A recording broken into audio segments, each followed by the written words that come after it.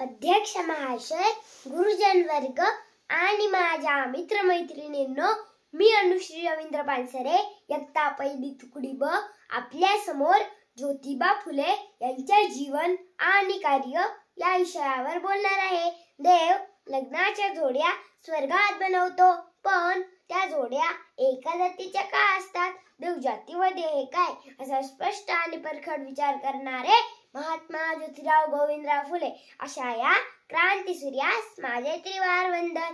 त्यांच्या आईचे नाव चिमणाबाई, मूळ आडनाव गोरे होते. ते फुलांचा व्यापार करायचे म्हणून त्यांचे नाव फुले पडले. त्यांचा जन्म सातारा जिल्ह्यातील कटगुण या गावी 11 एप्रिल 1827 रोजी झाला. महात्मा गांधीजींनी त्यांना खरा महात्मा बनले. स्वातंत्र्यवीर सावरकरांनी त्यांना सामाजिक क्रांतिकारक बनले आणि डॉक्टर बाबासाहेब आंबेडकरांनी त्यांना गुरु मानले. स्वतःच्या पत्नीला शिकवून त्यांनी स्त्री शिक्षणाची सुरुवात केली. एकदा काय झालं, ज्ञाना नावाचा मुलगा शाळेत आला. वर्गातील सर्व मुले बाहेर आली आणि म्हणाली, हा दलित आहे, आपल्याला विटार होईल. महात्मा फुलेंनी विचार साहेबांना पत्र लिहिले, तरी सुद्धा ज्ञानाला वर्गात बसवून दिले जात नव्हते. शेवटी ज्ञानाने शाळा सोडली. महात्मा फुलेंच्या तळपायाची आग मस्तकात गेली. ज्या सूर्याची किरणे आपल्या मस्तकावर पडतात त्या सूर्याला कधी विचार झाला नाही. पृथ्वीवरच्या मातीवर आपण चालतो, त्या मातीला कधी विचार झाला नाही. झाडाखालच्या सावलीखाली आपण बसतो, त्या झाडाला कधी विचार झाला नाही.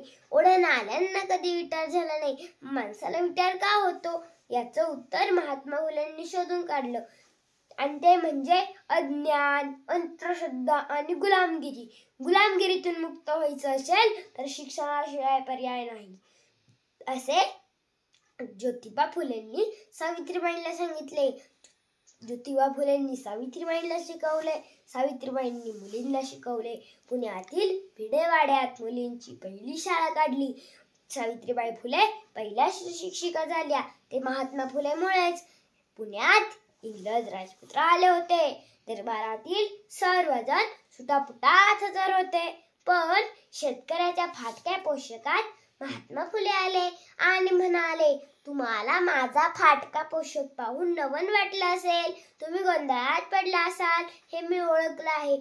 माझा देश, माझा शेतकरी गरीब आहे, हे राजपुत्रांना कळलं पाहिजे. त्यांनी शेतकऱ्याचा असूड, ब्राह्मणांचे कसम आणि गुलामगिरी अशी अनेक पुस्तके त्यांनी लिहिली.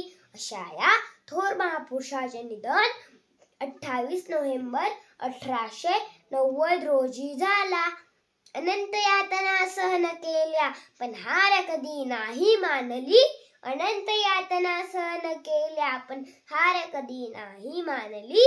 स्त्री शिक्षणाची महती सर्वात आधी तुम्हीच जाणली, सर्वात आधी तुम्हीच जाणली. एवढे बोलून मी माझे भाषण थांबवते. जय हिंद, जय भारत, जय महाराष्ट्र.